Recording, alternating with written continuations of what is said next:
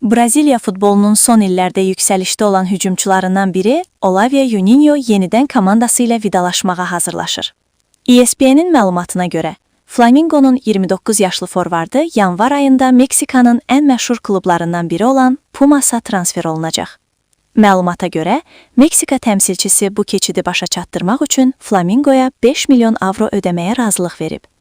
Razılaşma artıq yekun mərhələdədir və transferin bir neçə gün ərzində rəsmiləşdirilməsi gözlənilir. Bu keçid həm Braziliya, həm də Meksika mediasında günün ən çox müzakirə olunan idman xəbərlərindən birinə çevrilib. Xatırladaq ki, Olavia Juninho bu ilin yanvarında Azərbaycan çempionu Qarabağdan yüksək gözləntilərlə Flamingoya transfer edilmişdi. Onun o dövrdə Qarabağdakı oyunu, Avrokuboklardakı performansı və fiziki hazırlığı böyük maraq oyatmışdı.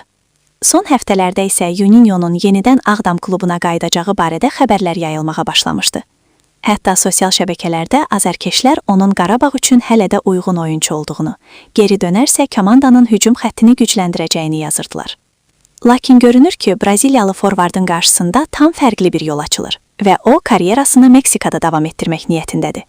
Mütəxəssislər bildirir ki, Pumas Juninho'nu hücum xəttində əsas fiqurlardan biri kimi görür və onun fiziki gücündən, sürətindən və cərimə meydançasındakı qərar vermə bacarığından maksimum istifadə etməyi planlaşdırır. Digər tərəfdən bu transfer Meksika liqasının son illərdə güclü hücumçulara daha çox investisiya etməsi ilə də üst-üstə düşür.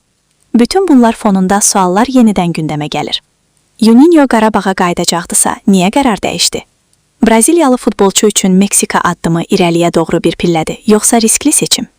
Sizcə, Juninho'nun Pumasa keçidi onun karyerasında dönüş nöqtəsi olacaq, yoxsa Qarabağa qayıtması daha yaxşı olardı?